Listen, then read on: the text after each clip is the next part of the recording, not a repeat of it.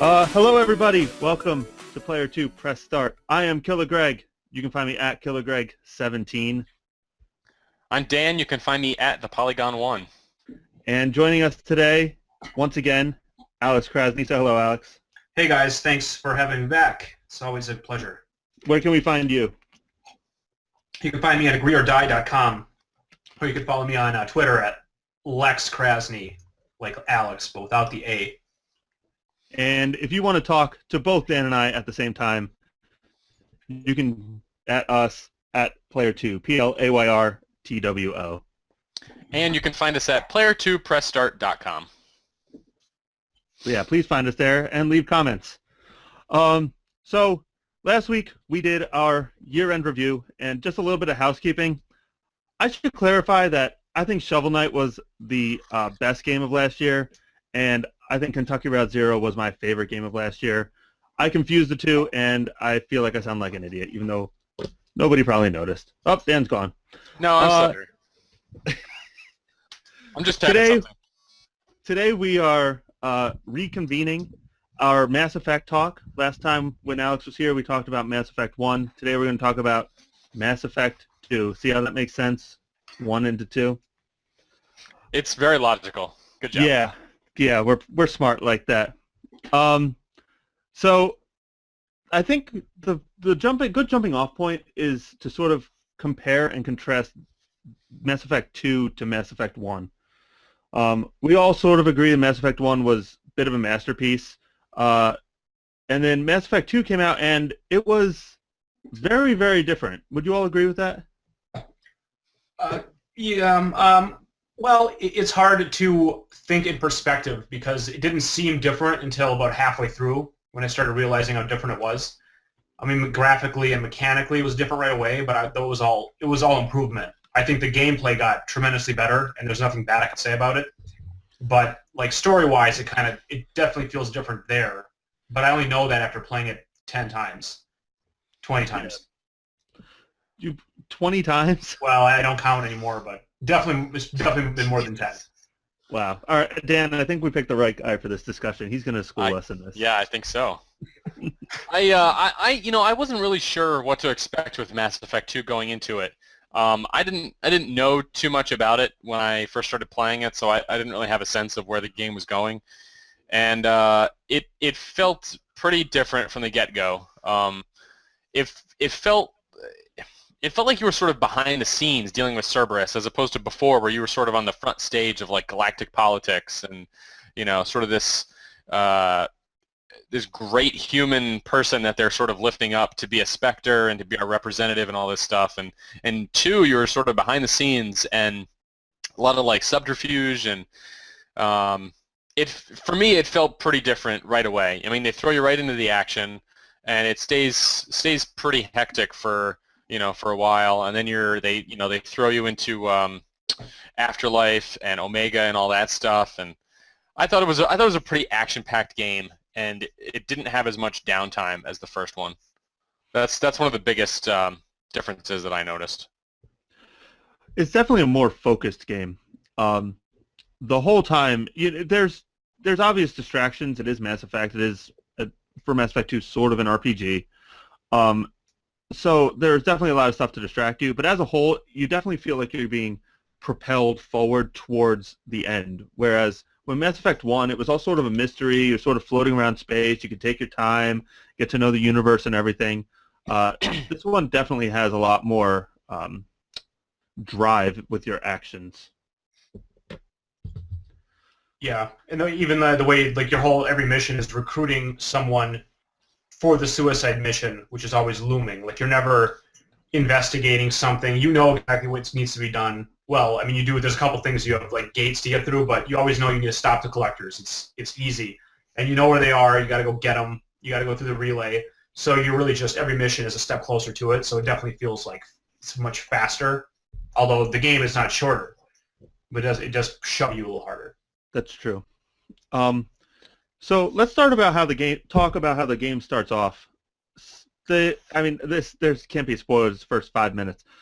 They kill Shepard right Right from Wait, the Greg, get-go. I just before we get too far, just for anybody that isn't super familiar with this game, I thought we should just give a couple of real basic, informative things to give people some context and what this was for and who it came out for, just in case people don't know.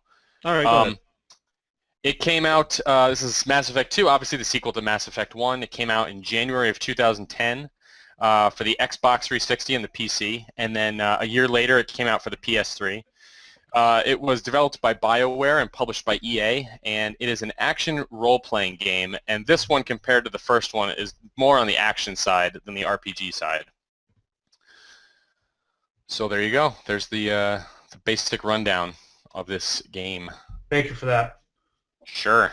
It's for the two people who are watching this, don't know what Mass Effect is. Watching Mass Effect 2. They didn't even go through Mass Effect 1 podcast. They were just like, I'm just gonna start here. I'm gonna listen Sure to there's this. not much I need to know. But yeah, the beginning of this game is quite jarring and super epic. You start out with your shipping under attack. You have your love interest with you. They're still there, so that's nice. Then your ship gets totally crushed, and you make your way to the cockpit to see Joker, which is also a nice touch. And then you save Joker while the ship explodes, and then Shepard gets blown into space, and he's losing air, and he's flying into the planet, and essentially he's going to die. And then the credits roll, and during the credit roll, you see all kinds of science stuff happening. That's a real cool credit sequence, by the way. Yeah, really cool. A lot of like genetic stuff and cybernetic stuff happening, and then you wake up on a lab table as Shepard again. And it's really cool. I thought mechanically that was a very interesting choice for BioWare to do. It sort of gives a good jumping off point for everybody in the series. If you loved your Shepard from 1, you want to keep going with that, you totally can. No problems. If you hated your Shepard from 1, you want to play the Fem Shep, you want to have a different Renegade or Paragon or whatever, it gives you that opportunity as well to go from there. Or if you're a completely new player, you don't feel like you've missed that much because it doesn't matter. This is a totally new Shepard anyway. And that's something that you don't see often enough in games. Like, how is a God of War going to do that? You can't. You're just stuck with Kratos. So that was super interesting, and I appreciated that out of BioWare. Yeah, super great. One of my friends, he didn't, like, I reconnected with him after a long time of not seeing him, and he didn't have an Xbox or anything. And I showed him Mass Effect 2 because that was the hot game at the time. That's what I was playing all the time. And he's like, "Oh, can I try it?" And he started a new game in 2 and played that game first. And he's my friend Shane, who's now logged more than 2,000 hours in Mass Effect 3 at this point. Like, he's completely bananas. But he started on Mass Effect 2, and he felt fine with it. He's like, he wasn't like, "Well, I wish I knew what happened in 1." I mean, he kind of was, but it didn't affect his experience. He still had a great time. And then he played 1 after the fact. It is a great jumping off point. And I also liked the point you made on our last podcast that narratively, for your own personal story, it provided you an opportunity to maybe make Shepard a biotic or go somewhere else. Or a woman. You said it didn't make any sense in the first game, but now you could justify it in your own way. I thought that was the most interesting point you made in the last one, and here's where it comes to fruition. Yeah. One of the observations that I made about your character in 2 is that, I mean, obviously, what I'm about to say, it would have impacted the story, but because this game, in many ways, is so far removed from what was going on in 1 and what ultimately goes on in 3, like, this game feels like it's sort of out of sync with the other 2 in some ways. And I feel like you could have played this game without actually being Shepard. You could have just played a Cerberus agent of some sort or some other character that wasn't Shepard, and the majority of this game would have gone just as well. A lot of the characters are new. I mean, there's some people that come back from the last one, but there's a lot of new characters. And I think the game would have worked pretty much just as well, even if you weren't Shepard. Yeah, I don't disagree with that. I can see that. Maybe, Alex, maybe you can provide an answer for me. Cerberus seems really intent in this, that Shepard is sort of like the only person who could get this job done. Why is Shepard so special in the Mass Effect universe? Is he just a good leader, or is there like something else I don't know about? Yeah, I mean that is it. The idea is that he's such a great leader. He's so inspirational that only he's capable of doing that. But it's honestly pretty slim. It's pretty slim. Like it's hard to believe that there's no other soldiers in the entire galaxy, including Taurians and Solarians, that can't lead this assault on the. It's kind of crazy that.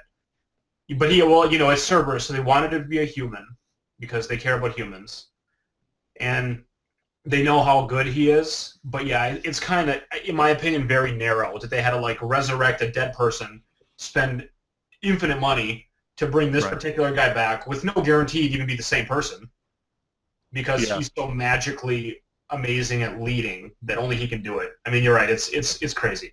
It definitely I think seems all it thin, is. but I'm willing to ignore it. I just didn't know if maybe there was something that I missed. Not that I know of. All right. So let's talk about we talked about how this is a more streamlined affair. Let's talk about what that means. Um, so Mass Effect 1 is an RPG through and through. You have customization in your armor, your weapons, your biotics. It's the same as if you're playing a Final Fantasy. Armor, weapon, materia. It's all there. It just has a sci-fi name. You have your party. You can explore areas and stuff like that. A lot of that was stripped away in this game. Do you think that was a good choice, a bad choice? Are you indifferent towards it? What do you think? I think it's half and half. There's some good to it, but the removal of something, it makes it way less RPG like. They took a lot of the RPG away. Like there's no longer random drops, for example. You can't ever get lucky with a drop. It's always preset weapons in preset spots. The level up system is way dumbed down. You don't really. I mean, your character building is. It's borderline not there. Yeah, it pretty much isn't any. You make like choice 1 or 2, which essentially are very similar. Right. You get almost enough skill points at the end of the game to max your guy out completely, so you don't really make any decisions like, oh, I can't get this power if I get this one, because you really get all of them. Right. So you just kind of get a guy and you grow. It's more like an action adventure like Zelda was, where you get a bow and arrow and now you have bow and arrow. Then you get a new shield. You don't make any choices; you just grow, which is it's fine. But definitely, in my opinion, I'm an RPG fan, and I felt that is something that was lost. Well, isn't Zelda also classified as an action RPG? Yeah, they do call it that, sure. Well, I mean that's what this game is classified as, and I feel it's not strictly an RPG and it's not strictly an action game. I mean it's not Final Fantasy and it's not Halo. It's somewhere in between. Yeah, and but compared to the first one. Well, I mean there's certainly I would say within that genre there's certainly a spectrum, but I mean the game it's pretty. I mean BioWare is pretty heavy on making their combat feel real and feel action packed. And more so in Mass Effect than, for example, like Knights of the Old Republic, where it was still turn-based, but it didn't always feel that way. But like Knights of the Old Republic felt more like an RPG to me than Mass Effect does. Mass Effect feels more like an action game that I just happen to have some more choices in. Yeah. And the choices also help make it an RPG. I guess there's more to just leveling up isn't the only thing. You do make decisions, which is role playing. So there is that still. So it is still an RPG. Well, I feel like to a certain extent, RPG is more in the feeling than anything else. Nowadays, every game is an RPG. Look at Borderlands. Borderlands, nobody would call Borderlands an RPG, but deep down it absolutely is. It's a party of 4 going out. You have a skill tree. You're getting random loot drops, all that stuff. But people just say it's a shooter. And with this game, it definitely feels more to me like a third-person shooter, like Gears of War or Uncharted, than like an RPG. I would definitely, I personally, if I were to classify it, would not classify as an RPG anymore. Just with Mass Effect 2. Yeah. So what would you classify it as? Just an action game? Shooter. Space adventure. Well, you have to admit there's a difference between this and like Halo. Yeah, that's true. It's a hybrid genre, so you're gonna have weird cases and you're gonna have a spectrum. And you're right, but I would say Halo was before this. Like it set its precedent before that RPGification of everything sort of took over. Like 2010 when this came out, that was like the pinnacle year of everything incorporating RPGs into everything else. Even look at like the Deus Ex Human Revolution. That was one of the first ones to do that, and then Dishonored. Those are RPGs and shooter shells, and this is sort of the same way. You know what just came to me? Just the light bulb just went off. Maybe Shepard's important because Harbinger knows him and wants him. And somehow the Elusive Man knows that or picked up on it and thought that was important. Because Shepard died because the Collectors blew his ship up because they wanted Shepard. Yeah, they were targeting him already. They knew something. I don't know why you want to bring him back, but only he could get the stuff because they were like, the whole where you go on the Harbinger ship, that whole mission where you like figure everything out. Yeah. Maybe only Shepard can do that because they wouldn't like pretend to be dead and let him get on, and they wouldn't be boarded unless Shepard would be there. Maybe that's something that's going on there. That makes sense. That maybe Elusive Man's got hell of future sight for that to happen, but. What do you think of the Elusive Man as a sort of villain in this series or this game? I loved it. I thought that was such a great move because if you beat Mass Effect 1 like all the way, you ran into Cerberus a ton of times, and they were always doing some shady crap, and you always hated them. And it's really great to be on the other side, and you start the game off going, oh, these guys are the worst, but then he does do a pretty good job of getting you on his side. You do see a lot where, the Alliance isn't doing anything, the aliens aren't doing anything, only this guy's doing anything. And he really is just a at all costs kind of guy, but he's not evil. He's definitely not an evil person. And it's great to see that side of the coin and see how it's like, it's not black and white. This isn't the enemy. It's an interesting, complex character and complex organization. Right. And that sort of runs well with the, Paragon option of Shepard even. He's not necessarily doing good or evil. He's just doing he's getting it done at whatever cost. Mm-hmm. And that sort of aligns well with the Elusive Man. What's up, Dan? The one aspect of the story that I always had a hard time swallowing for this one is that all this crazy crap happened in the first one, and they killed a Reaper at the end of the game, and like all these races come together for this big epic battle against this one Reaper. It's this huge event, and then everybody the game just tells you conveniently that everybody just sort of forgets about it and ignores it, and everything goes back to business as usual. I just have, considering the battle they went through and the creature that they destroyed, I find it hard to believe that everybody's just like, whatever. And yeah. So now it's up to Cerberus to save the day. Like, if you tell me that's the premise, like that, fine. That's what it is. And if that's the case, it's an interesting way to approach it because you have to sort of do it like outside of the government, outside of like the established regimes that are already in place.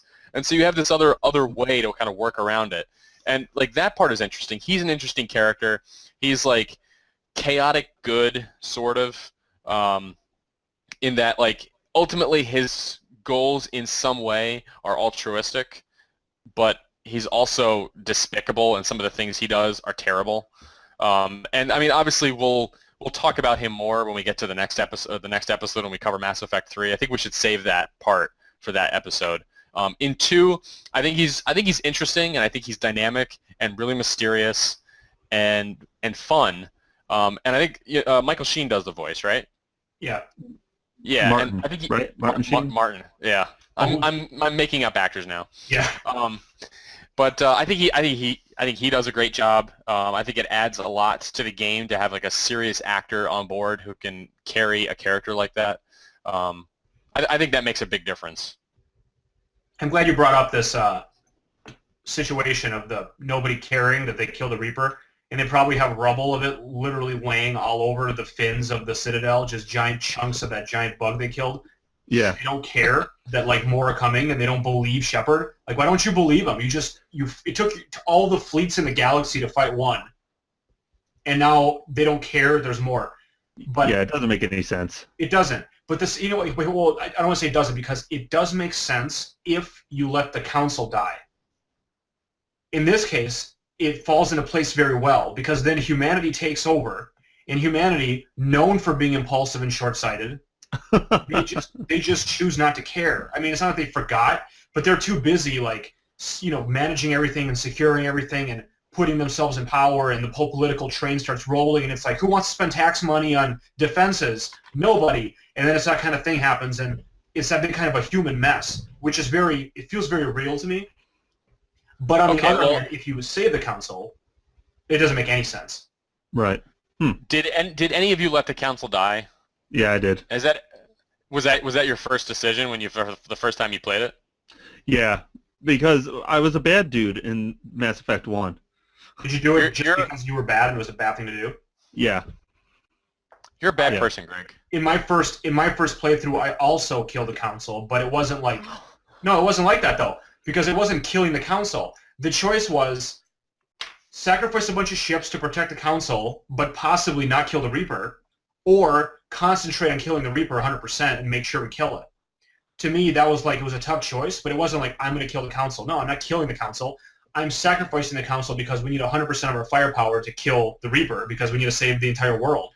So I did it from a position of, I was a paragon, and I let the council die, because I thought that was like the correct choice, So for you, it was a question of like the needs of the many outweigh the needs of the few, and you thought the galaxy being safe from this Reaper is more important than this one political group. Yeah, because I was afraid if I sacrificed half my fleet to save the council, then they would live, but then the Reaper would blast like 2 fins of the Citadel off and destroy, however many people are on there, or maybe win the whole fight and then kill the council anyway, Here's the thing, though, that I think seems so implausible about it, is that whether the council is destroyed or not in the end of 1, what I think most likely would have happened, if we take our current culture and the way the current news works, the news cycle, and we put that and we lay that on top of this game and this world, you most likely would have had either, if it's just Earth that's left and we're sort of top dog now, we would have tried to collect as many remnants of the Reaper that we destroyed as possible. And if everybody survived, everybody would have been doing that, and then probably in secret doing research on the material and trying to deconstruct it and use it for our defense and for our offensive weapons, and build from it and learn from the technology. And I could see where all these governments would be doing this in secret, like the CIA, the version of the CIA for them, doing that kind of stuff. I can see it dropping out of the news cycle and the general public sort of forgetting about the Reapers, but I don't believe the governments would forget about it, because that's too much of a threat. I just don't believe that they would just sort of let it go by the wayside. Yeah, by today's culture, the government would fluff up the war against the Reapers and then suck all that tax money into military spending. And under threat of the Reapers might come, we have to, build more ships all the time. So you're right, it doesn't really make sense. And it wasn't even that long. Maybe it was like 300 years went by, but it was like 30 years. How many years was it? Like 10? Not even, right? It was like 2, a couple wasn't it? years. It was like when I graduated from high school. It was 2 after he died is when Mass Effect 2 takes place. So I don't know how long was in between Mass Effect 1 and when he died, but it was only 2 years after that.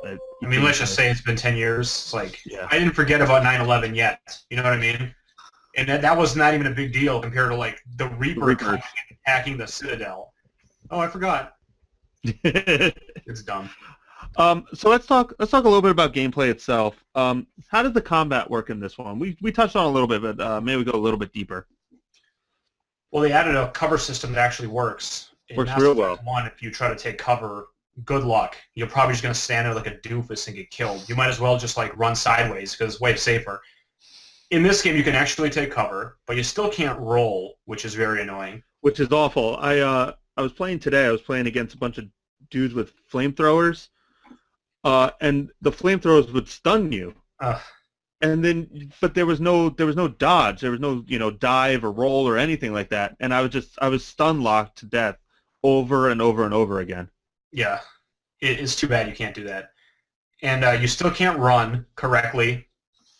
You can run in combat, you can run in bursts, but in the regular game you still can't run, which is so annoying. So you got to walk everywhere like an idiot. It's awful. Or you do that fairy little jog that he has, any speed at all. The real big change here is the skill system. And the way it used to work in Mass Effect 1 is every skill had a unique cooldown. And then in this game, it's a global cooldown. So if you use any skill, all your skills are down. So you always had to make a choice of what skill am I going to use in this situation rather than just shooting it all the time.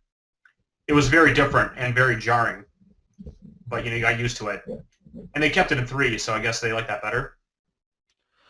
I definitely like the way the skills and the powers and stuff like that work in this one. It feels like a real part of your repertoire. I like that you can sort of spam your biotics or whatever. It took so long to actually for them to recharge in Mass Effect 1 that I just never wound up using them because it wasn't worth the wait, and they were never terribly effective in the first place. And they were so inaccurate, I could never hit anything with my biotic powers in Mass Effect 1. Maybe that's my own problem. Maybe I'm just, shit at video games. But nobody else complains about it. Maybe it's me. But I like the skill usage in this one, and I love it in 3 when we get to there. By the end of 3, you feel so powerful, and you can just like throw bombs at everybody all the time. It's awesome. They went back to an ammo system in this game instead of the cooldown system from 1, which they explain in a really bizarre way to make it seem like this is somehow an advancement over the system they had before. So it's like we would advance from bullets to this batteries, and then went back to bullets in some bizarre twist, which is better. But it's like, hey, our guns don't overheat now, but you got to use bullets. I got to say that I like both systems, but I like ammo better because I enjoy running out of ammo and being forced to use a different gun. Because in Mass Effect 1, when I'm a sniper, I would just use a sniper rifle all the time and never have to change. Or that's a bad example. Assault rifle. You never have to put it down. You just don't overheat it like an amateur, and if you never do that, then it shoots infinite ammo forever. But in this game, you run out. You're like, crap, now I've got to use a pistol. So you're more conscious of what guns you bring with you and conserving your ammo. I think the unlimited ammo aspect plays into more of the original RPG elements of the first Mass Effect. If you were playing a fantasy RPG, your sword's not going to run out of ammo. So it just sort of makes more sense in that, in that framing. But once they switched over to a more action theme, it makes way more sense to go to the ammo. It just fits more like in the genre, I think. Yeah. What do you think, Dan? Honestly, I don't really have an opinion. I guess I don't really care one way or the other. I never found that I was really running out of ammo in 2 that much. And if I did, like I never felt like I struggled in any of these games to finish a mission or get past a certain part. So I didn't really have any problems. So I guess it didn't really make a difference. It's like in Destiny. I rarely ever run out of my primary ammunition, so I just don't even really think about it. I'm always running around picking stuff up. Eventually I'm going to get ammo, and it's not an issue. That's funny in Destiny, because I am constantly running out of ammo in that game. Like, I'm always in some sort of mad dash to pick up ammo. That's another discussion. So let's talk about the plot. We've briefly talked about some of the main points, but let's just walk our way through it and say what we think about that one. So I think in this one, I really enjoy this game because it's very easy for science fiction to, especially with video games, to get convoluted and ridiculous and sort of so wrapped up in its own nonsense that you sort of lose track of what you're doing and where you are and what you're supposed to do next, which Mass Effect doesn't go off the deep end, I don't feel, at any point in any of the games in regards to that issue. But this one, I feel, more than 1 and more than 3 is like the tightest as far as the general story arc over the whole game. They tell you exactly what's going on at the beginning. They tell you who you are, what's happened, why you're this reconstructed Shepard, and then you basically spend the vast majority of the rest of the game recruiting people, and then you can do a recruitment mission, or not a recruitment mission. Once you recruit them, you have an option to do a mission for them. And basically, once you've recruited as many people as you want, then you do the suicide mission.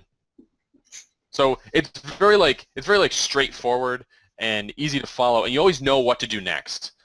I had moments in Mass Effect 1 and 3 sometimes where I was like, I'm not really sure where I should go next, especially if I put the game down for any period of time and I'd come back to it and I'd be like, where did I leave off? What should I do now?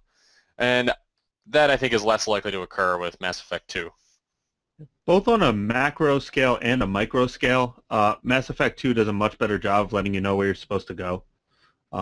When I was playing Mass Effect 1 for the last podcast, especially when I was on a planet, I never had any idea where I was supposed to be. Because when you brought up the map, if you weren't like in the immediate vicinity of your final destination, they did a really terrible job letting you know where to go. In Mass Effect 2, you click the right or left stick, a little thing comes up, puts you in the right direction, you're good to go. So I really appreciated that. Both, when you're in the main plot to where to go next, that worked great. And just when you're like on the ground shooting enemies, you still had a much better vision of where you wanted to go.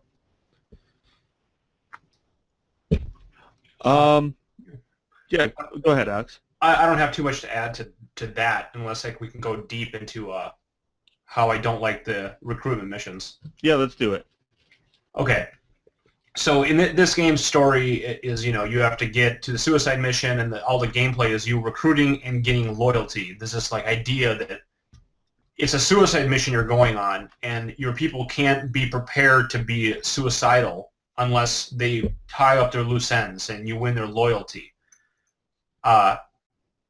Here's what I don't understand in this game for a lot of characters, most of them, is why they would ever sign on to go on your suicide mission. For some, it makes sense. For a guy like Miranda and Jacob, who are like, Miranda's a diehard, do whatever the loose man says. Okay, Jacob is generally a good guy, and he wants to try to save humanity. He's willing to do it. Great. You got your Thane, your Drell, who's going to die in a couple of years anyway because he's got some disease. He's ready to make amends for all the lives he's taken. Sure. But then you got people like, not even Garrus, like Zaid is a big example. Why in the world is Zaid going on a suicide mission? He's a mercenary who works for money.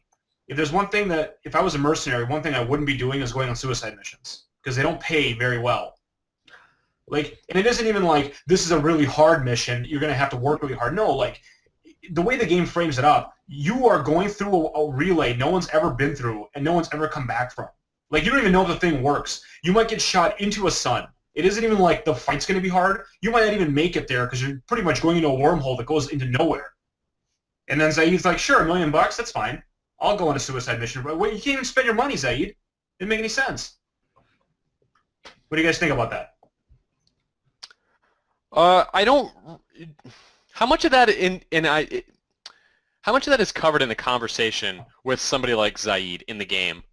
Like, because I know there's a lot of opportunities to talk to these characters multiple times, and once you get their loyalty and all that stuff, like there's a lot of interactive opportunities with them. And I just don't remember. Are these questions really raised, or do they just totally like whitewash it?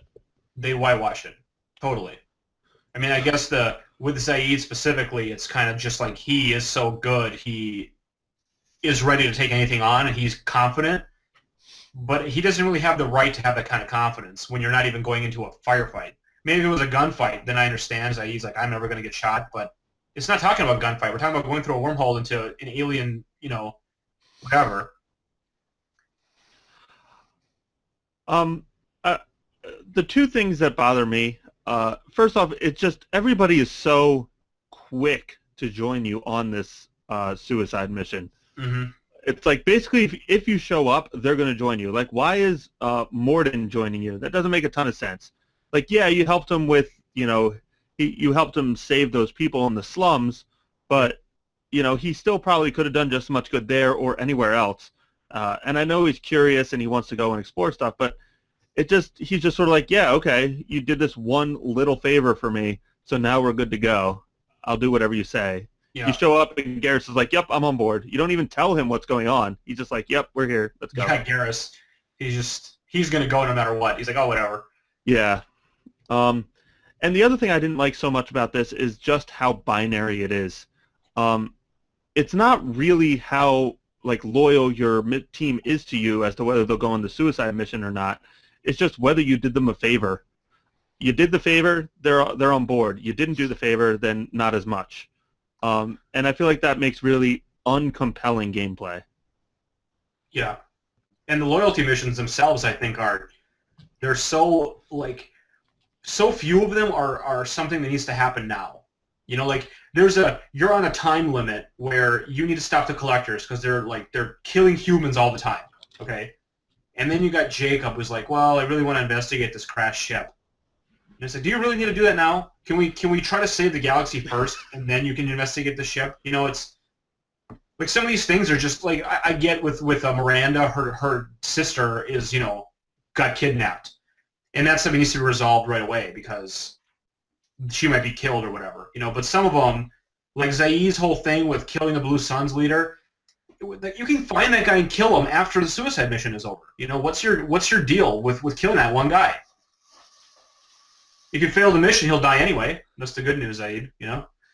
Well, let me ask you guys a question, and you know, I'm sort of putting you on the spot. So if you don't have a solution, that's fine. But if you don't like the way the suicide missions are set up, or I mean the way the loyalty missions are set up, sorry, what do you think is a better way to do it? I'm not saying I like it, and I'm not like being a devil's advocate. I'm just asking, like, do you have a better concept for how to work that whole part of the game so it's more believable and ties in a little bit better? Better missions. Missions that make me believe more that these characters have something to fight for, that, you know, they're willing to risk their lives, or in the case of loyalty, that it's something so important to them and so important to do now that they really owe you their lives when they do it, you know. And it'll take some, you know, cracking some writing knuckles to get that done. Or how about this? How about don't frame it as a suicide mission at all and just call it a very difficult and risky mission? But don't throw the word suicide mission constantly around. Yeah, all the time they do that. I mean, the trailer of the game is like, you might not even survive. They really made it like it's going to be really tough to come out of this alive. But really, essentially, if you play the game the way it's intended, you're going to have to try pretty hard to even get 2 guys killed, you know, let alone yourself. I feel like there should just have been more consequence to everything. Like, maybe if you don't do things right, they're not going to go on the mission with you. You know, maybe have helping Morden solve the problem in the slums be an option, and if you can choose to do it or not. Or you could even, like, maybe their loyalty missions only open up after you've spent X amount of time with them in your squad or something. Like, make your actions, make them offer themselves up to you, like, in that way, because of, you know, an actual loyalty to you. Be like, look, Shepard, we've been through a lot together. If you can help me out with this, you know, I'm yours until the end. And you can bring everybody with you. Mass Effect 1, they were totally cool just killing everybody off. If you shot Rex in the face and then either Ashley or Kaidan died, your party's down to 4 people, and that's a permanent thing. In this one, everybody goes with you all the time, no matter what.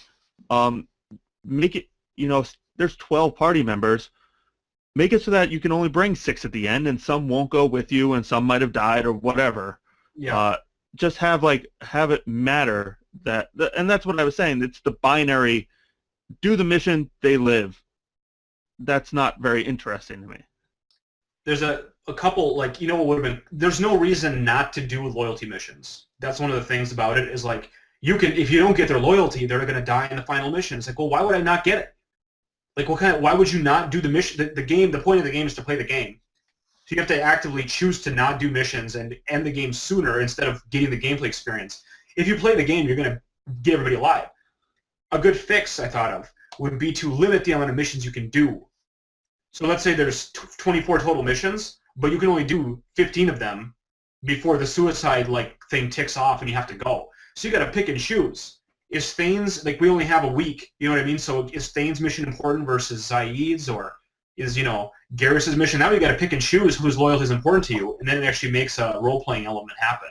You know, I think that's a really excellent solution to that problem, because it makes it puts you in a situation where you have to make some very hard decisions, and you have to decide which characters matter to you, Like from the beginning to the end, Garrus and Tally were my go-to people, and I was always with them. Without a doubt, I would have done their missions. But Yeah. some of the other characters, probably not. And then in addition, it puts the added stress and responsibility of being a ship captain on you, because sometimes you have to deal with the fact that people are just not going to survive, and that's part of being in command. I would love it if there was like a real-time clock. It's like you have 24 hours to get everything done, and then you got to go on the suicide mission. I mean, it would be like Dead Rising, just better. You know what's weird about this? That every time it happens, I get so mad.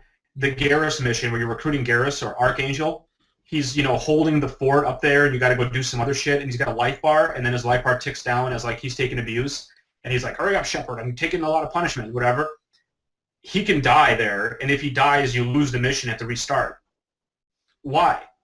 How about he just dies and you go home? That's too bad. That's what Greg and I were talking about yesterday. We were commenting on that. Yeah. Like if he dies, you shouldn't have him in your squad. That's it. The game moves on.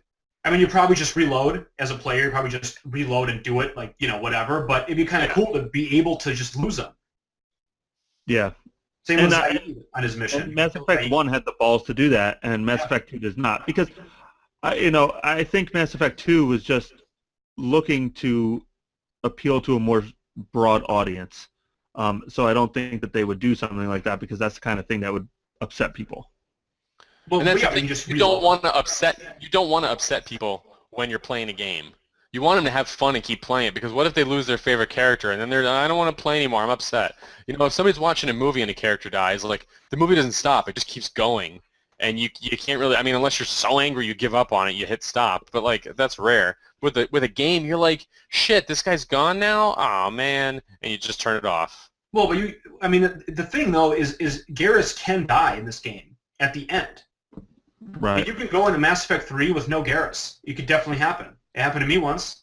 He got eaten by those stupid little bats, and he was dead. So you can go into, like, he can die in Mass Effect 2, but he can't die on his recruitment mission, which I think is dumb. There should be a lot more opportunities for your recruits to die while you're recruiting them. Kind of like, what's her name? The Samara, right? Mm-hmm. Samara can die, too, in her mission. You can choose a different person instead of her, but, like, Samara's character expires. Instead of Morinth, that's her name. So that's kind of interesting, but like they should all have a chance to not survive. And if you play the game like, white knuckle, play the game, no save, you can lose Garrus, you can lose Samara, you can lose, someone else. That'd be really cool to let people get killed, but they don't let you. It's kind of weird. It's like they're holding your hand. Yeah, it's lame. Let's talk about the love story. Did you want to talk about that, Alex? Well, in the current game that I'm playing, I'm like, okay, I'm going to be a renegade. And I'm going to do the whole thing where I have sex with Jack real quick, because you can have sex with Jack two different ways. You can either have her like just a quick fling, and then she doesn't like that and she's unhappy with you and resentful, or you can really open up her heart and accept her who she is. So I'm really like, I'm gonna just bang this chick, and I'm just gonna go hardcore. And then I started getting in the conversation with her, and I couldn't do it. I couldn't bring myself to do it. So I had to just like double back, and I pivoted into the romance story. So I'm in the middle of that right now in my game. But I think it's pretty cool. And if you know, people don't notice, if you had a relationship with Ashley or Liara in the previous game, a little picture of them is up on your desk in your office. There's a little picture of them, and you can look at it.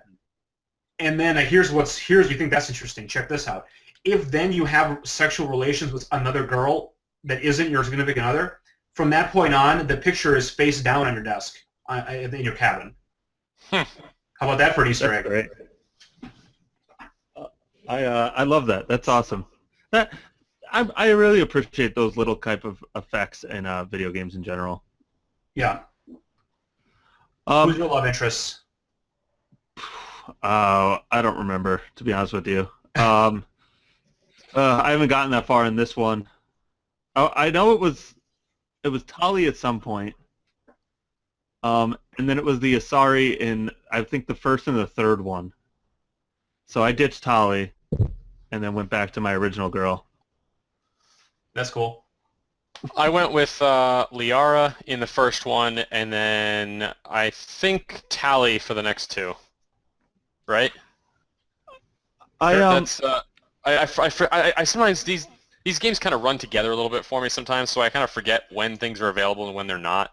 Was Tally an option as a love interest in both 2 and 3? Yes. Okay. Yeah, I think I pursued her in both of those, and I think it was a toss-up in the first one for a while between Ashley and Liara, and eventually I just gave up on Ashley because I didn't care. When I was a woman, I my first go-to was Jacob, but I always refer to him as Kanye West. that's what Dan said yesterday. He looked just like him. He looked Talks just like like him him. So I'm playing as a chick now. Can I romance the yeoman? Like I'm definitely Yes. I'm flirting with her. You can. Yep. Okay. And if you go all the way with her with Kelly and you don't have any other relationships, like you don't make any other relationships, it's just her. After the game is over, okay, after you beat the whole game, you got to go back into the game. Then you can go to your office and call her in, and then she just does like a pole dancing performance in your office for you, wearing like the hottest futuristic outfit ever, and she just dances for you. You can change. It's like when you go to the club and you can like change the camera angle. It's just Yeoman Chambers dancing for you, and she's phenomenal. I spent 15 minutes looking. It happens. All right. Yeah. Ends on board. Hey, let me pause this real quick and then restart it. Okay. We're all back. Oh, look at that. Good timing.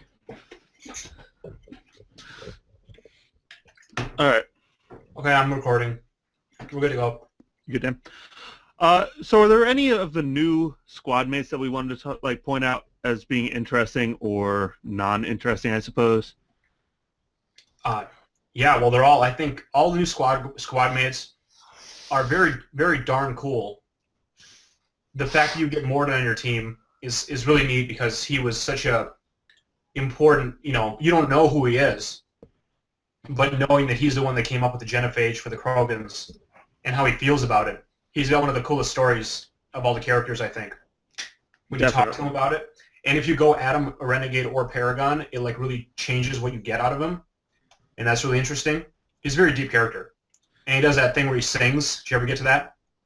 I did. I don't remember it very well, but I remember really loving that when that happened. Look it up on YouTube. It's great for the listeners. He's definitely one of the more interesting characters. Like he has a really fleshed out backstory that doesn't feel cliche or silly or anything like that. Definitely, and then it has a real weight when when he makes certain decisions in Mass Effect 3, and we can get there later. But Morden is definitely a positive addition to this game. Grunt is I'm Go ahead, Dan. Sorry. I was bringing up a list. Sorry. I just wanted to give a rundown. This game actually has a lot of new people. So we've got Grunt, who as time has gone on, my appreciation for Grunt has grown because he's basically like the perfect Krogan, and it's interesting because I still like Rex more, and Rex is more charismatic, and Grunt is sort of bizarre because he's like this blank slate. But he's grown on me over time. Jack comes around in the third one, but Jack just seemed like such a goofball in the second one, and I couldn't take her seriously. With the tattoos and like the woe is me sort of backstory, it's like I just couldn't get on board with her. It was just too over the top, and the outfit. I mean, come on, it's ridiculous. I wanted to like Jacob. He's sort of the good guy, and he just came across as kind of boring. The same way, was it Caden in the first one? Was he the guy? Yeah, he was kind of boring in the same way, and his loyalty mission was kind of boring, and he just didn't do anything for me. Now, some of the other ones that I thought were super interesting though are Zaid, who he's sort of like this mysterious bounty hunter guy. I agree with Alex that Morden is really interesting and unique because he's like a scientist, but he also is a soldier, so that's an interesting perspective.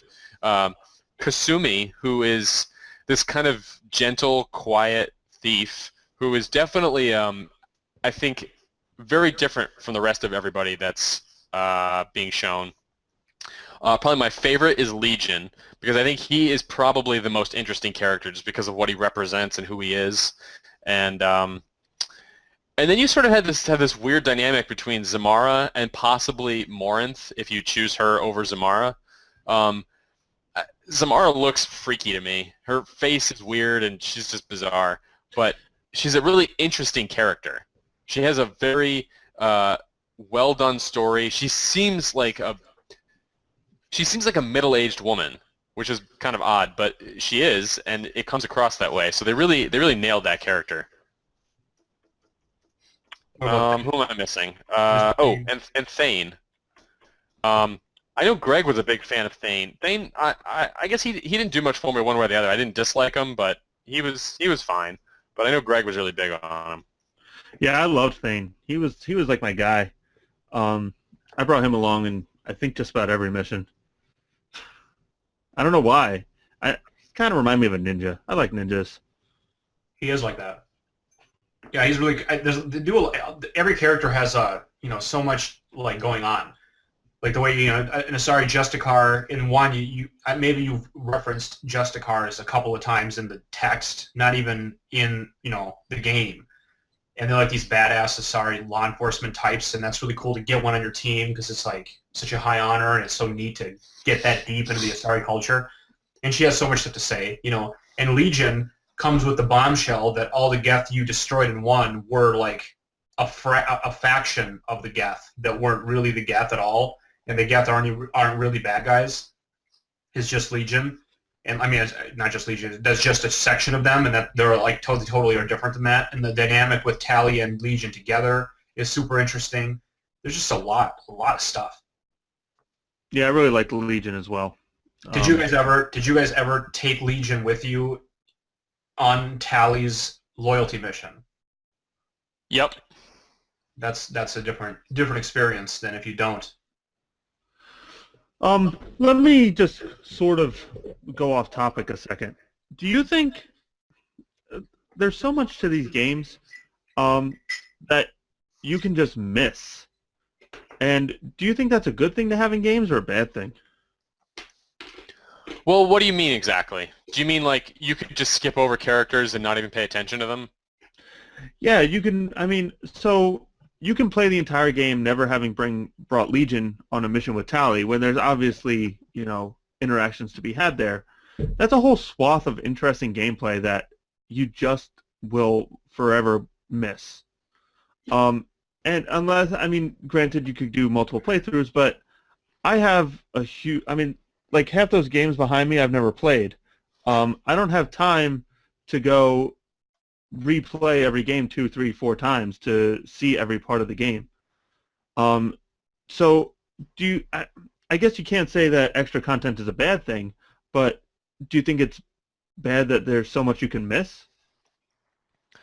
I don't, and I think honestly, that plays into some of the role-playing game aspects of this series, because your decisions, while they don't matter quite as much as they should for the very end of the series, it does matter as to your interactions with characters and who's important to you and who you spend time with and who you spend time talking to. I made an attempt to talk to everyone as much as possible, do everyone's missions in this one, and even in the last one. I would talk to everybody as much as I could because I wanted to get as much out of the game and the characters as possible, but there were a few things that I missed or decisions I made that I couldn't undo, and I didn't always get to necessarily have things work out the way I wanted them to. And I think that's part of that role-playing game aspect. It's like I made decisions, and there were ramifications, and it personalized the experience in a way that you wouldn't get in something like Halo or Gears of War. Those are very straightforward, and pretty much everyone's experience for the most part is the same. Yeah. Yeah, I think it's definitely good to have a lot of stuff because like I said, I replay the game, over 10 times, and I still see things that I've never seen before. It's just great to, whenever I see a tidbit of, information or a conversation piece I've never heard of, it just gives me that rush, like, I can't believe I haven't seen this yet, And it lets you. Otherwise, how else could they do it?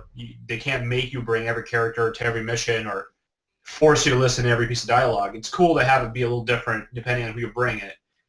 It adds a little bit of choice, because what pair of squad mates you bring affects the banter they have. And there's a lot of combinations, and you got to go, well, who do I want to hear? Maybe Legion and Rex have something, or Grunt have something cool to say. And you bring those two.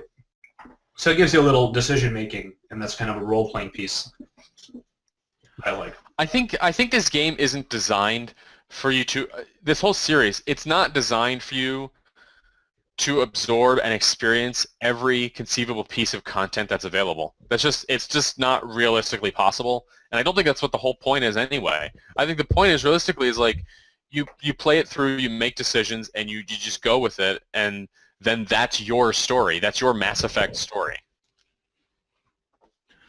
And I appreciate that. I like that each one is customized to it, and I wish that this were a little more fresh in my mind, because recounting your Mass Effect story is definitely something that's fun to participate in with other people.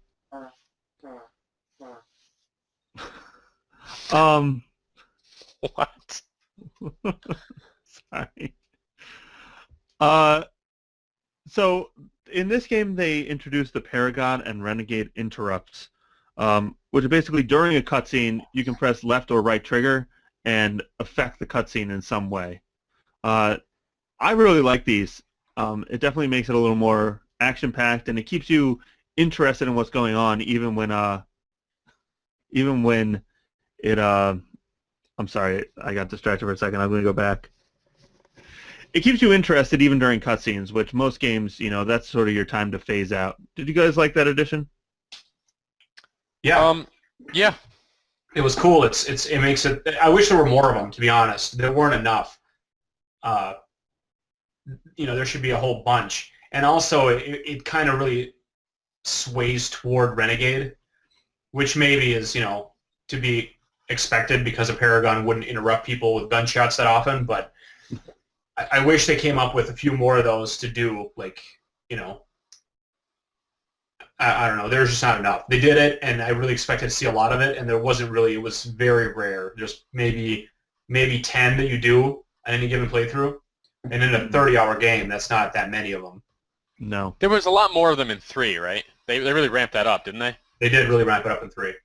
The only thing that bothered me, I liked the addition, and I don't really have any problems with it. The only thing I would say is that there were times where I missed it on screen, and then I was upset that I missed my opportunity because I was trying to be the good guy. So when a good option came up, I always picked it. And then when I missed something, I'm sorry. Sarah walked up and was doing something funny, and now she distracted me, and I missed my point. Thanks, Sarah. Get rid of her. What was I saying? You were saying that you are upset you missed it when a Paragon 1 came out. Oh, yeah, okay.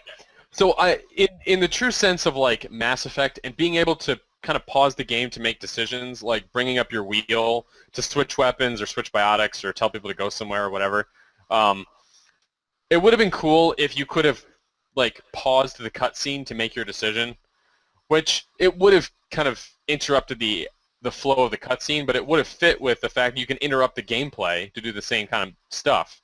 So that would have been interesting to really think about the ramifications of your decision. Yeah. Yeah. So go ahead. Do we want to talk about the lack of planetary exploration with the Mako tank? Yes, we do. Very much so. Well, why don't you start that off? You go first. Oh, okay. So while the Mako missions were a little tedious and, sometimes they made it more difficult than they had to, entire planets that were mountains that were borderline impossible to traverse.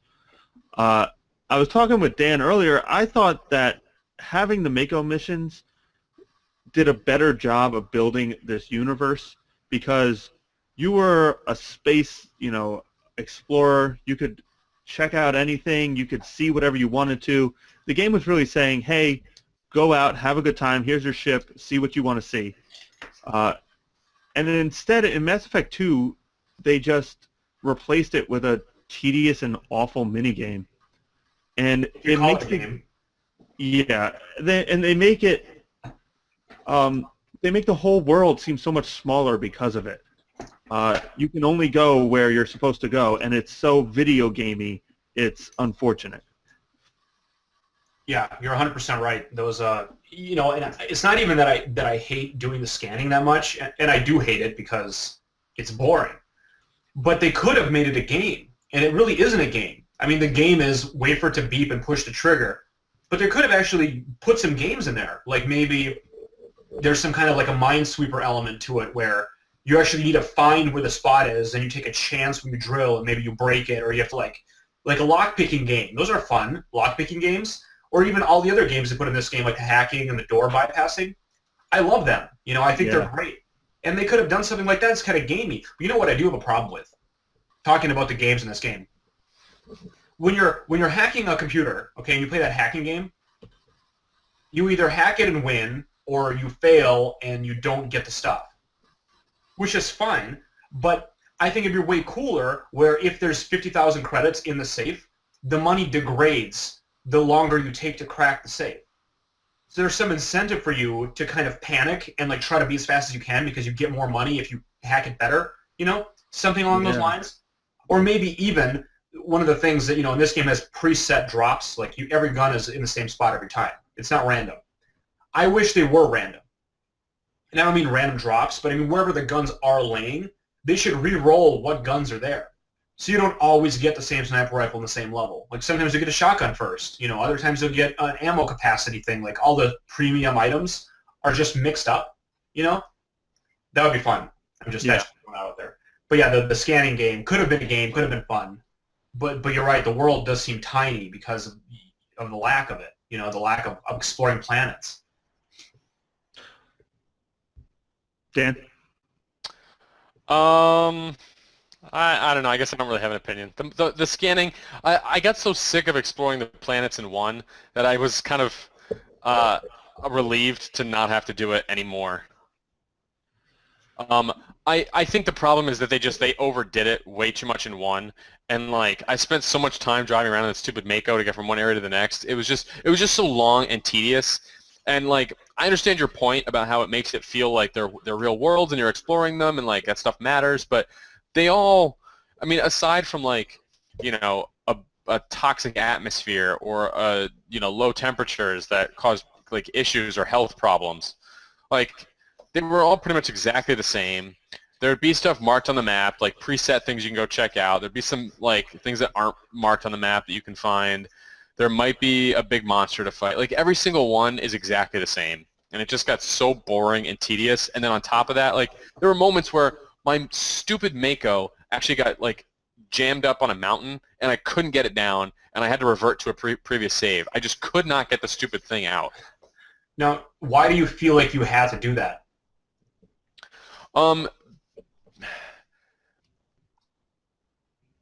Because I know it's not randomly generated content, and I know it's there. And so it's like, I know it's there. I want to go find this stuff. I want to learn more about the lore of Mass Effect. I want to explore what I know I can explore. It would have been interesting if if these planets were like randomly generated, and it, you know, or you get a map that leads you to the planet and like has all the stuff marked on it. So your reward for having found the secret map is that you get to get all the stuff on the planet. Okay, yeah. I get what you feel, and you know, my first playthrough, I definitely did all of that, but you don't have to do any of that. You know, you don't have to ever land on any planet.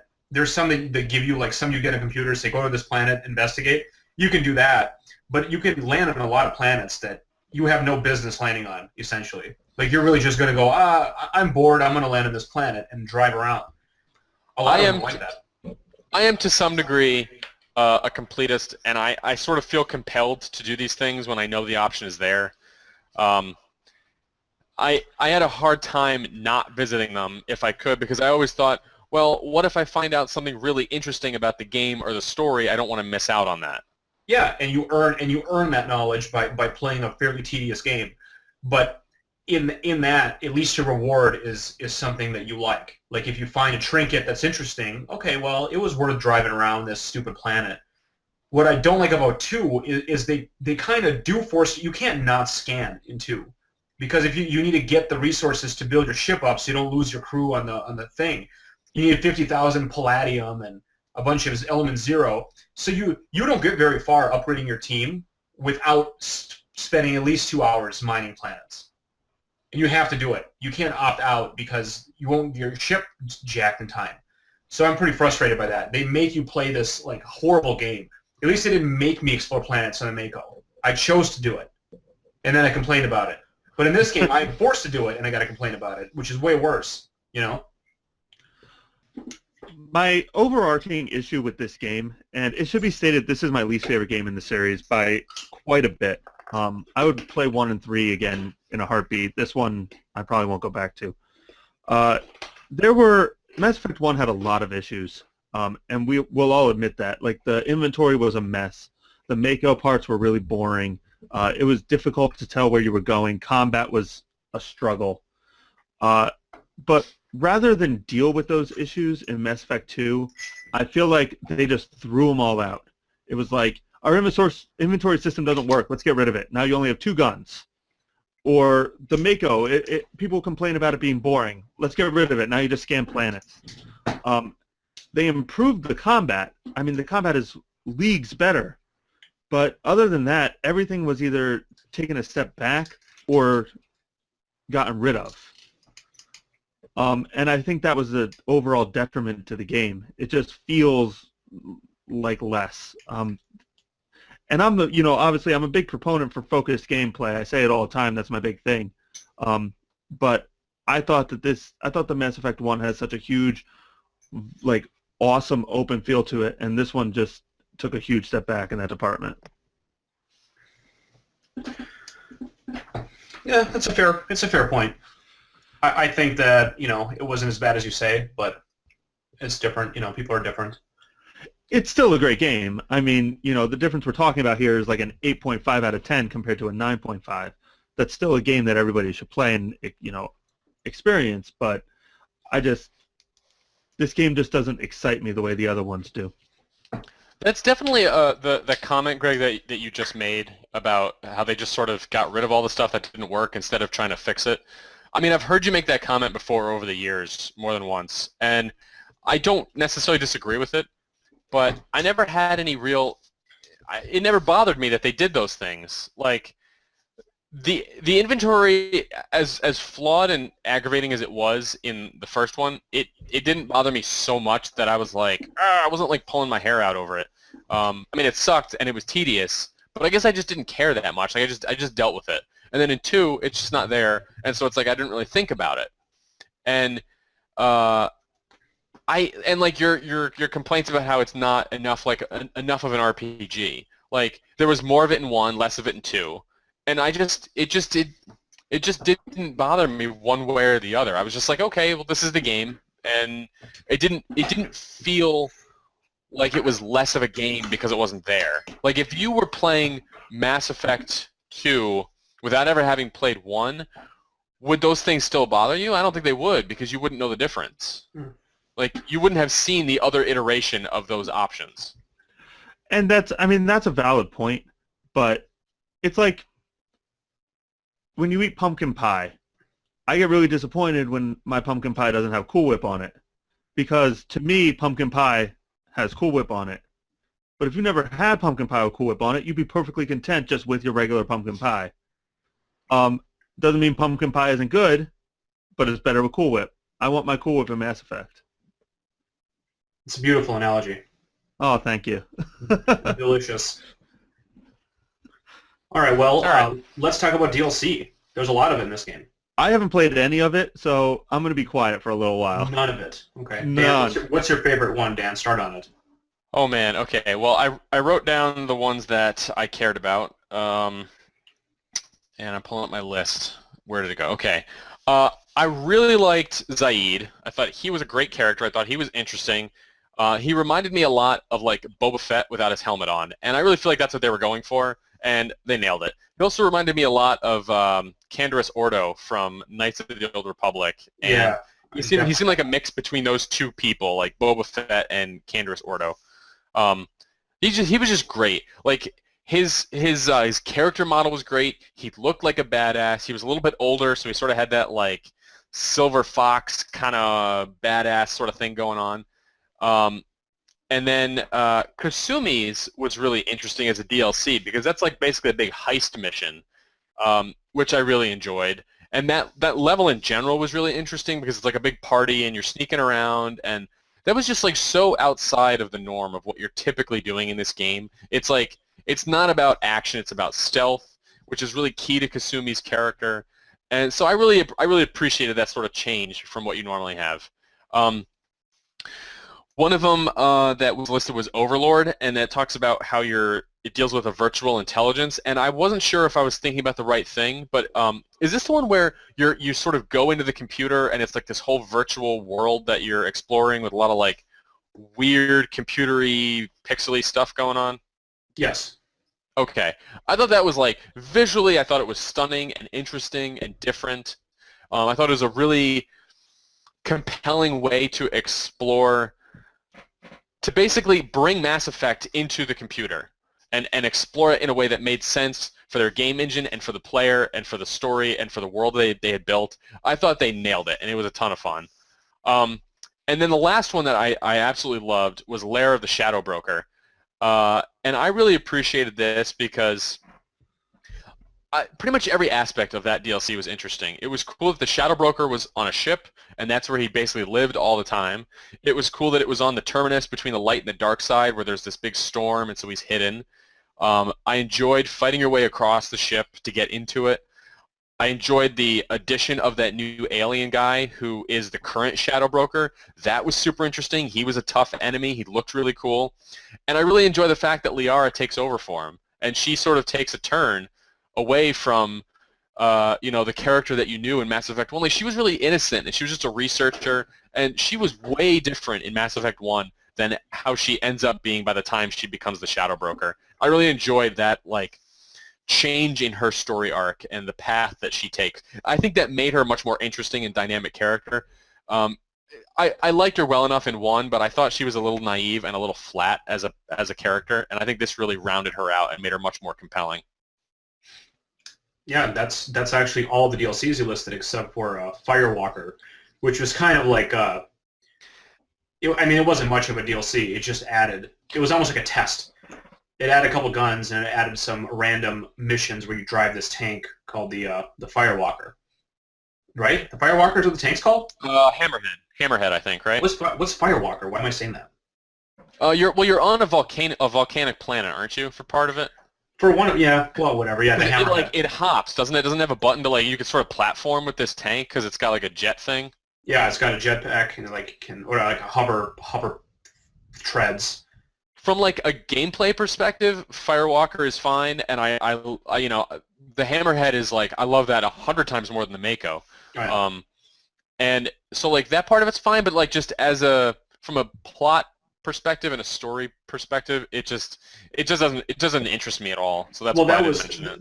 The Hammerhead was the in Overlord. You do use the Hammerhead for 3 of the missions in Overlord because Overlord is a 4-mission DLC.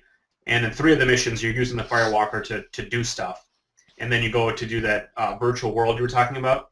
So that was a really epic mission. But before that, they released Firewalker DLC, which just gave you essentially what the Mako planet mining was, but with a new tank. So it was really cool. And the way I like to play it, and I love the DLCs because Overlord, like I said, is 4 missions. You do 3 different pieces before you unlock the official mission.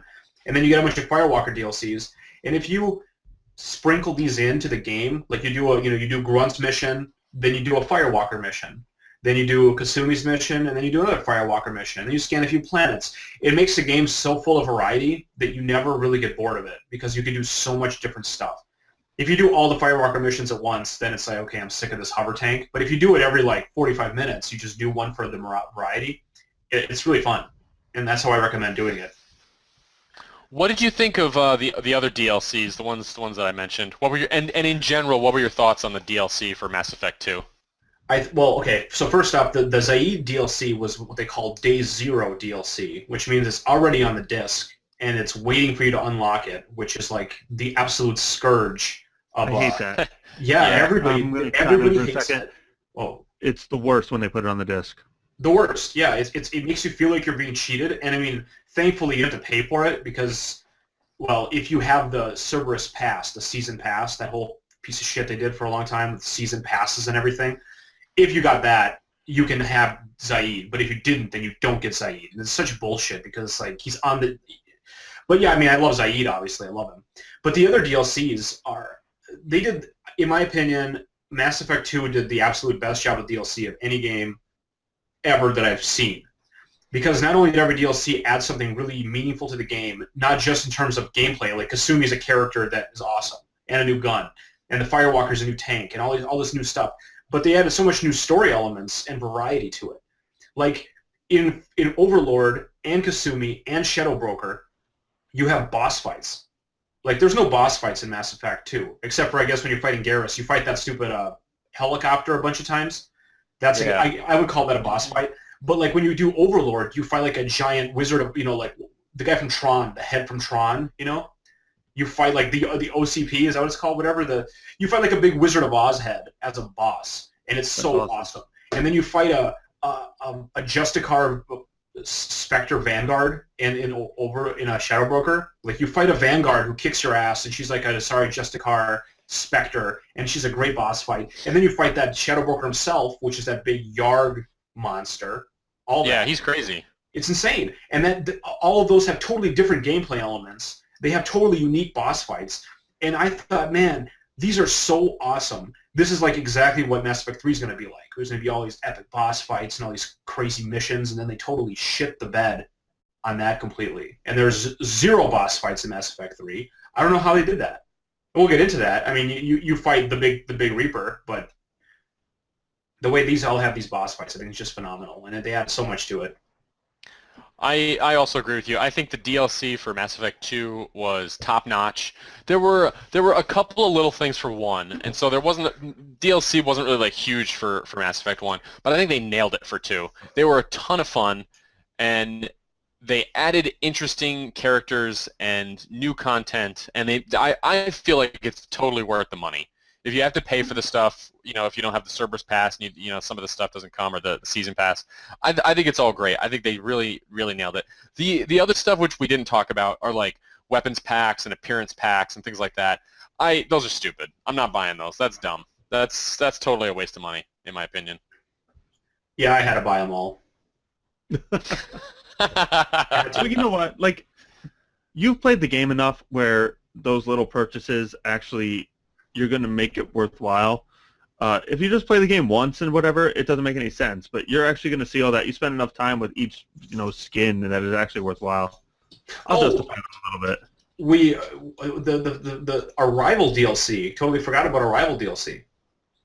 Is that on this one? And I actually totally forgot about it too, because Greg and I were talking about it before, and I have zero recollection of it. I mean, I must have played it because I played all the DLC, but man, I don't remember a lick of it. It's actually pretty. The cool thing about that one is Shepard goes solo, and you don't bring any squad mates with it. So the difficulty of it is much higher than you're used to, and there's not really a boss fight, but you do this one part where you're on the outside of a comet that's crashing into a mass relay, and it's like super windy and you can't hear any sound, and it's like totally kind of like you're in zero G, and it's like super quiet, and you have this fight with these with collectors on there, and then the comet hits the. Now here's what's interesting: the whole reason that Shepard's in jail in Mass Effect 3 is because of this DLC. Oh. Wait, is this the one where the Batarian system is cut off or destroyed or something? Yeah, because Shepard crashes a comet into a mass relay and destroys an entire system. Okay, I do remember this one now. I was mixing things up. This one was actually pretty cool. That was a pretty epic ending, and cut the Batarians out, who are gross, and I don't like them. Yeah, those stupid bug eyes. But Greg, if you haven't played this, I wonder what the hell is Shepard doing in jail in like Mass Effect 3 for you? I don't know. Maybe he gets court-martialed for destroying a system. I don't know. Maybe for like teaming up with Cerberus or something. Tax evasion. Yeah. Don't they cover it at the beginning of the game? Don't they talk about it? I'm pretty sure they do. They always Maybe in my mind, they always say it's because of that. That's the why, is because you destroy that system, and they're investigating why you did it, whether it was terrorist action or not. I'm gonna find out because I'm gonna be playing 3 for the next podcast. So. Well, Greg, you have to play Shadow Broker DLC in 2. Really? You absolutely have to. It's really good. It's the best thing ever. All right. I wonder how much it costs nowadays. Probably the same. Probably the same $15. Probably, but it's, you know what, that value is there for $15. Maybe I'll go over to Dan's house and play his. Just pretend you went to a movie twice, and it's better than both those movies. Frankly, if you well, you have Zaid, right? Because he joined your party, so you have him. Yeah. What about Kasumi? Do you have access to her, or do you not have that one? No. That's a pretty cool mission. That I would recommend that one too. That and the Shadow Broker and Arrival. Those are all really good. Yeah, well, you've already sunk me in for $45 here, so. Well, Shadow Broker is like the best. My direct quote from me, circa when the Shadow Broker came out, is, "This is the most fun I've had playing a video game I can remember." Is Shadow Broker DLC. It's just the coolest thing ever. It's good. All right, I'll do it. Do it. Do we have any final points before we say goodnight? No? Nope. All right. So 2 weeks from now, and actually 2 weeks from now, we won't take a break and do a end of January review.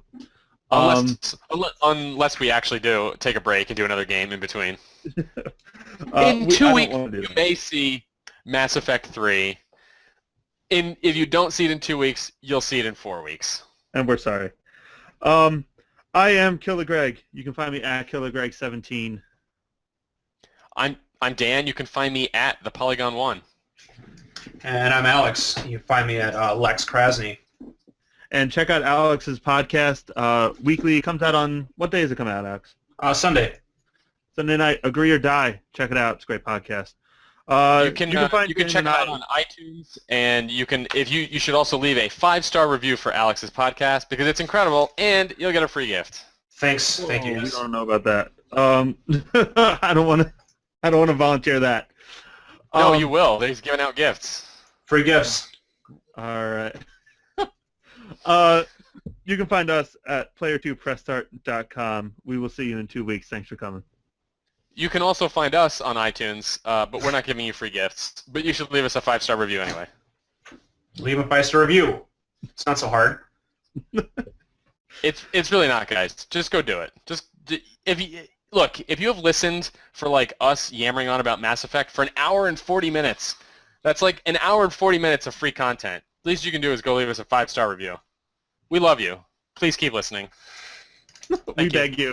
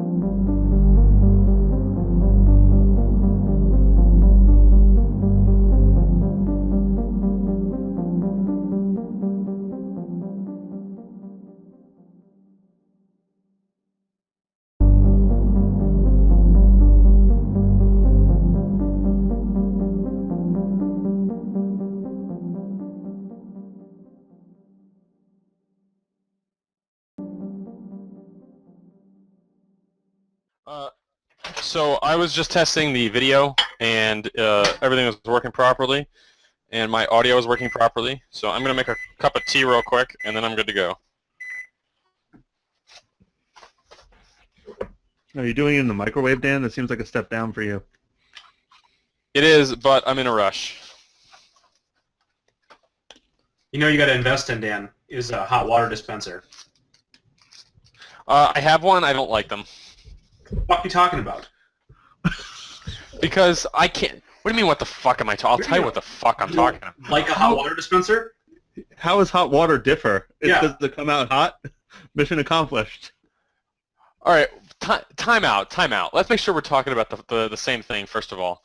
So I have an electric water boiling kettle that you plug in, you hit the button, and it boils the water. Is that what you're talking about, or you're talking about the thing that's got permanently hot water all the time? I mean, that's it. You explained it perfectly. It's an electric kettle that boils water. A hot water dispenser is a custom faucet that has a hot water boiler all the time. Which one are you talking about? I'm talking about a dispenser. Okay. What you don't have, which one you should invest in. Okay, well, you live in a house. I live in a shitty apartment. You do? I thought you lived in a house too. I mean, I know with these wonderful curtains back here, it really says high class and top tier. It doesn't give you much of your home. I can't tell where you live. I thought you lived in a house for sure. Your house isn't shitty, Dan. It's just tiny. Is it an apartment or a house? It's an apartment. Oh, you know what? One of these days, Alex, I'll give you a virtual tour. How does that sound? That'd be great. I'll walk the laptop around in a circle, and you can see the whole thing. And I'll walk mine over to my hot water dispenser. You can see it. I mean, you can modify your kitchen. It's like, I guess you can't. I don't know. I've never been in an apartment. I'm not actually sure. I don't know. I mean, I feel like that would involve more modifications than I am probably allowed to make. And so it spits out boiling water? Yeah, so under your sink is a miniature boiler, like the same one that boils, your shower water, but it's small, like a gallon. And it just perpetually keeps boiling water in it. Yeah, well, okay, first of all, they call it a boiler, but the water's not kept at a boiling temperature. I mean, you keep it at whatever you need. I mean, how hot do most people need their water? What, 150 degrees? If you need, I guess you can probably set it. Mine's definitely set at, 210 degrees or something. Jesus. Well, that sounds expensive to have that going all the time to have water. I would rather, even if I had a house and I had the money to pay for it, I would still feel like I'm killing the environment. I mean, I guess it's a bit expensive, but it's not that bad as far as like the cost of it's electric, so it's on demand heating. Does that make sense? It's not a Yeah, floating. but I mean, you have a little hot water heater, so I mean, it's always keeping it at that temperature below the sink, right? I'm not sure how it works actually. I know there's some where it like instantly heats up the water, and you don't have a hot water heater. Right. Isn't that what Walt was trying to install in his house in Breaking Bad when they got all that money? That's what we have here, Dan. Okay. Yeah, it's called on-demand heating. It uses Can you- electricity to electrocute the water. Can you make a cup of tea with that, Greg? course. Probably not. Well, it makes hot water. You got to set it to hotter, but it could do it. Yeah, I think the default setting is like 130 degrees or something. Because for tea, you want to like 200 degrees. You want 200 to like 210. You don't want quite boiling. Sarah is rolling her eyes, something fierce at us. Jesus Christ. She's making a snooty look. That is their snooty look. I've seen I it. found it. See, look, it's $230.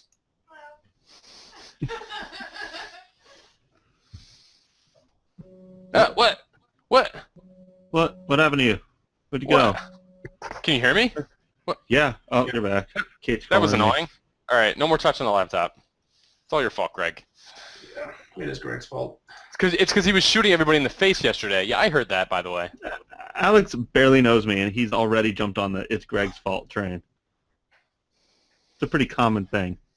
Yeah, well. So I guess we can start whenever you guys are ready. Just make sure your audio is recording, please. Yeah. Yep. Super recording. So look, The video is... I have no way to test it, but there's a chance that at 55 minutes my audio will get all fucked up. Okay. Okay. But we can't. Well, I mean, unless- it's no issue to edit the video, so we could just break for a second. I mean, I don't care if we have one awkward cut in the middle of the video at 55 minutes. Nobody's gonna care. Did you have a problem with that, Greg? Nope. Okay. We seem to have our video shit together finally, so hopefully none of that stuff will be an issue. Okay.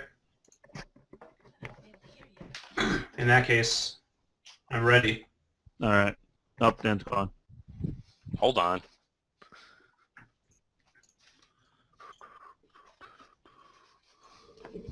I guess I'll test actually.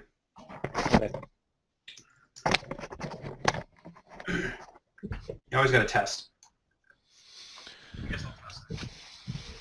Perfect. Yeah, I got a new rig today. We'll see how this goes. A new rig. I take this. Yeah. I have a microphone with a microphone stand right off camera here. Oh, nice. We'll see how it goes. My dad It'll got matter me and Dan if I 2 have it. microphone stands for Christmas. Cool. Yeah. Because Dan likes to talk with his hands with the microphone in his hands, like Oh, this, yeah, okay. like this, and he'll point with his fingers. So hopefully this will make the mic remain stationary. I can hear you. I don't care whether I hear you. I'll tell you this to your face. Is he lying, Dan? No, he's not. I have a tendency to grab things and mess with them. Yuri's got to stop me constantly. I do too. I Like was I'm like, gonna be clicking this up, pen a lot. so I'm like clicking shit, putting caps on things, and like taking a Sharpie and like doing this all the time. Or letting your dog run around. I can't stop him. I mean, that's not me. I left a perfectly appropriate YouTube comment in regards to your dog. I saw. I marked it as spam.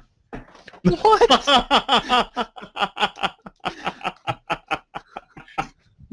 Goddamn bullshit. I'm just kidding. I didn't mark it as spam. I didn't. All right. I'm sorry. Is there a Google Doc that I need to be in? I don't have Yeah. it up. Here. Was there like an invite for it or something? It's the same one we used last time, so you're already invited. All right. I just gave it to you.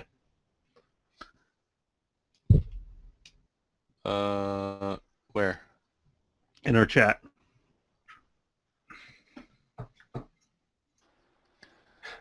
Stop. I got it.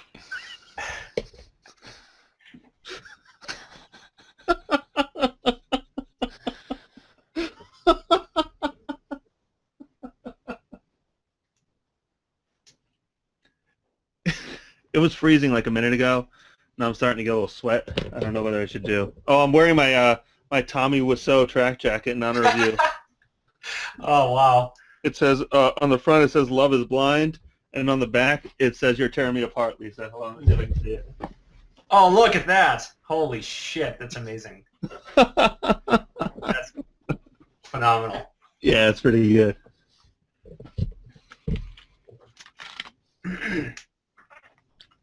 Where do you get the theme music? Where's that from that you have?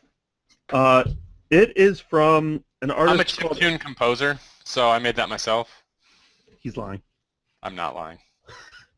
It's an artist called Adhesive Wombat. The name of the song is 8-Bit Adventure. All of his things like that, or is that just the one? No, his stuff is pretty cool, but I found that song when I was specifically looking for a theme song. And I sent him a message to be like, hey, we're using your song. Is that cool?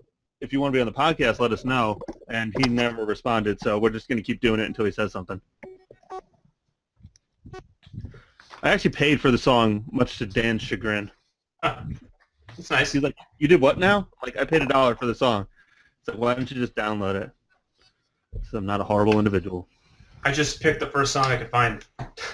Oh, really? It was just great. Well, not the first one. I wanted a song without words that kind of sounded kind of like everybody would like it. I like that song, though. Those are my criteria. Mission accomplished. Everybody has to like it. No words. Greg, have you noticed in Alex's YouTube videos, he has this random subscribe little thing that pops up? No. It's incredible. You gotta check it It's out. hilarious. It's so funny. Well, It'll just randomly show up in the middle of the video. It's like a drawing of Alex. He's like, subscribe. You know, in Mortal Kombat where Dan Forden would pop out at the bottom and say, Toasty. Yeah. So it's me doing that, and I have a subscribe thing behind me, and I pop up for like 1 second and just hide. That's great. And if you click on it real quick, you subscribe. I watch all your stuff on my Xbox. I wonder if it doesn't show up when I do it. Like I on should. there. It's only my last 3 video game videos. Oh, I haven't watched those yet. Yeah. It should appear. You just won't be able to do anything. Okay. All right. Okay. Are we ready for this? Oh, yeah, I I'm think ready. so. I've never been more ready. All All right. right, ready? You Again? want to start us off, Greg? Yeah, I got it going.